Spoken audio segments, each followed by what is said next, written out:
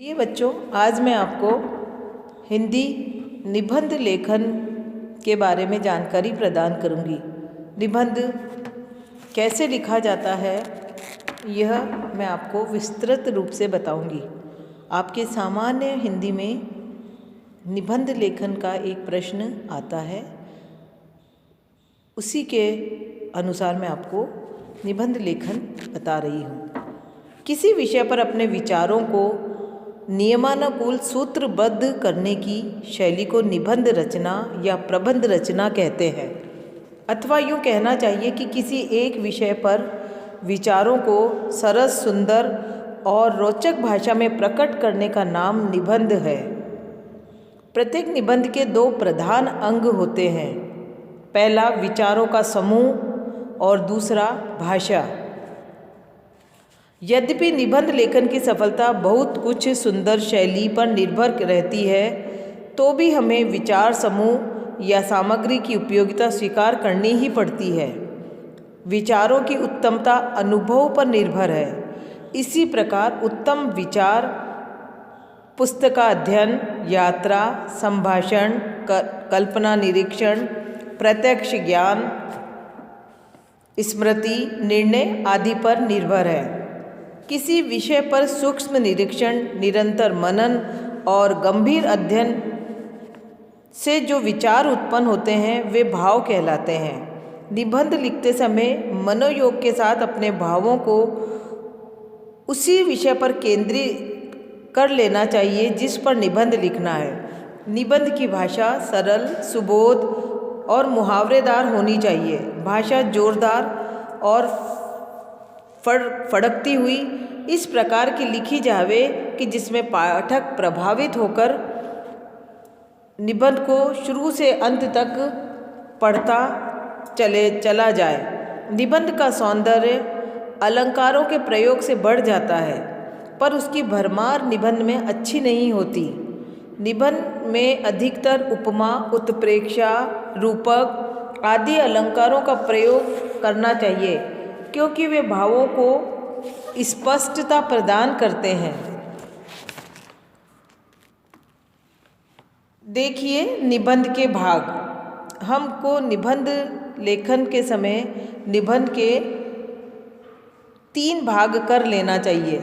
सर्वप्रथम प्रारंभ, या जिसको प्रस्तावना कहते हैं, दूसरा है मध्य और तीसरा अंत या उपसंहार। पहला देखिए निबंध का प्रारंभ। निबंध को प्रारंभ करने के लिए बड़ी सावधानी की आवश्यकता पड़ती है और इसमें सफलता प्राप्त करने के लिए अभ्यास की परम आवश्यकता है। निबंध का आरंभ बड़ा ही आकर्षक होना चाहिए, जिससे पढ़ने वाला निबंध की ओर आकर्षित हो। आरंभ की भाषा एकदम प्रभावशाली होना चाहिए और विचारों में भावों का पुट रहे। जो पाठक वाक्यों को पढ़े त्यों उसे अधिक आनंद मिलता जावे। निबंध कई प्रकार से प्रारंभ किया जा सकता है। जैसे कोई लेखक आरंभ में विषय परिभाषा देता है या उसका अर्थ बतलाता है। कोई लेखक प्राकृतिक दृश्य का वर्णन करता हुआ निबंध को प्रारंभ करता है। कोई किसी कहावत या कविता को लिखकर निबंध का प्रारंभ करता है।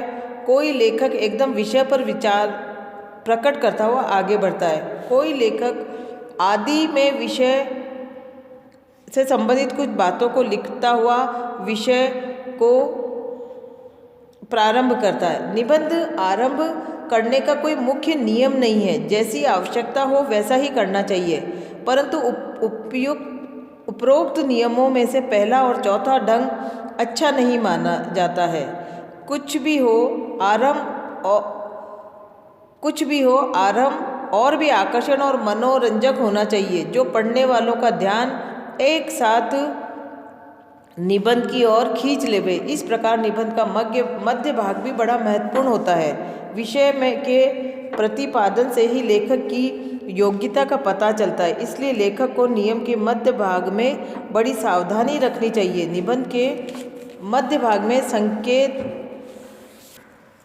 के आरंभ और अंत नामक बातों को छोड़कर अन्य शेष बातों में से प्रत्येक को लेकर उस पर एक पैराग्राफ लिखना चाहिए। इसके अतिरिक्त इस बात का भी ध्यान रखना चाहिए कि प्रधान बात विस्तार के साथ और साधारण बात थोड़े में लिखी जाए, परंतु कोई बात आवश्यकता से बढ़ा चढ़ाकर भी नहीं और न ही इतनी संक्षेप में लिखी जावे कि पढ़ने वाले को तृप्ति न हो। जिस प्रकार निबंध का आरंभ करना कठिन है, उसी प्रकार समाप्त करना भी सरल नहीं है। वास्तव में आरंभ और अंत निबंध के प्राण है, अतः निबंध का उपसंहार भी एकाएक नहीं कर डालना चाहिए। इससे पाठक का सारा आनंद किरकिरा हो जाता है और एक प्रकार का धक्का सा पहुंचता है। अतः निबंध का अंत इस प्रकार से किया जाए कि पाठक बिना किसी रुकावट के निबंध का आनंद लेता हुआ अंत तक पहुंच जाए, जहां उसको सबसे अधिक आनंद की प्राप्ति हो। अंत में निबंध से यदि कोई आवश्यक परिणाम निकलता हो अथवा किसी प्रकार की शिक्षा मिलती हो तो उसे अवश्य लिखना चाहिए। सारांश यह है कि निबंध का उपसंहार स्वाभाविक, सुखद और रोचक ढंग से किया जाए, जिससे पढ़ने वाले की आकांक्षा कुछ और सुनने को न रहे। अतः निबंध का अंत अत्यंत बलयुक्त और प्रभावशाली होना चाहिए। निबंध के भेद। निबंध कई प्रकार के होते हैं: साहित्यिक, ऐतिहासिक, भौगोलिक, वैज्ञानिक, धार्मिक। पर इन सबको मिलाकर साधारणतः 4 भेद निबंध के किए जाते हैं। पहला वर्णनात्मक, दूसरा कथात्मक, तीसरा व्याख्यात्मक और चौथा आलोचनात्मक। वर्णनात्मक निबंध वे हैं जिसमें आँखों से देखी, कानों से सुनी, अन्य किसी प्रकार से अनुभव की हुई किसी प्राकृतिक वस्तु, दृश्य या स्थान आदि का वर्णन हो, जैसे ऋषिकेश, हरिद्वार यात्रा, गणगौर का मेला, घोड़े का वर्णन आदि। दूसरा निबंध का प्रकार होता है कथात्मक। वे निबंध जिसमें किसी ऐतिहासिक या पौराणिक कथा अथवा किसी प्रसिद्ध व्यक्ति के जीवन का चरित्र या उसके दुख सुख के कार्यों का वर्णन हो, जैसे कृष्ण सुदामा, पन्नाधाय, महात्मा गांधी, ये कथात्मक निबंध होते हैं। तीसरे निबंध का प्रकार है व्याख्यात्मक। वे निबंध जिसमें किसी विषय की विस्तृत व्याख्या की जावे, जैसे दया, मित्रता के लाभ, संतोष आदि। चौथा निबंध का प्रकार है आलोचनात्मक। वे निबंध है जिसमें किसी विषय की सत्यता या असत्यता प्रकट की जाए, जैसे क्या मनुष्य शाकाहारी है, ग्रामवास अच्छा है या नगरवास आदि। इस प्रकार निबंध के 4 मुख्य भेद होते हैं। अब देखिए कुछ ध्यान देने योग्य बातें जो निबंध के लेखन के समय हमें देनी चाहिए। उसमें से पहली है, प्रत्येक निबंध के लिखने से पहले विषय पर पूर्णतया विचार कर लें, उसकी संक्षिप्त रूपरेखाएँ तैयार कर लें। ऐसा कर लेने से लेख पर पूर्ण प्रकाश डालने और लिखने में बड़ी सरलता मिलती है। दूसरा, भाव और विचारों के साथ साथ वाक्य रचना बदलती जाए और उसका यथावत क्रमबद्ध वर्णन हो। तीसरा, भाषा प्रवाहयुक्त हो। चौथा, लेख लिखने से पहले समय का भी ध्यान कर लेना चाहिए और समय के अनुसार ही लेख की सूची को विभाजित करके लिखना चाहिए। पांचवा, परिच्छेदों व विराम चिन्हों का उचित ध्यान रखा जाए। छठा, प्रत्येक लेख के आरंभ, विस्तार और परिणाम का पूर्ण ध्यान रखा जाए। सातवां, संयोजक, वियोजक, अवयवों का प्रयोग करने में सावधानी रखनी चाहिए। लेख में तो, की, चूंकि, यानी का प्रयोग बार बार नहीं करना चाहिए। आठवां, एक बार कही हुई बात को बार बार नहीं दोहराना चाहिए। नवा, विदेशी भाषाओं के शब्द वे ही प्रयोग में लाए जावे जिनको बोलचाल में व्यवहार हो। 10वां और आखिरी बात, लेख समाप्त कर देने पर कम से कम उसे एक बार अवश्य दोहरा लेना चाहिए। जहाँ तहाँ त्रुटियाँ रह जाए उन्हें शुद्ध कर लेना चाहिए।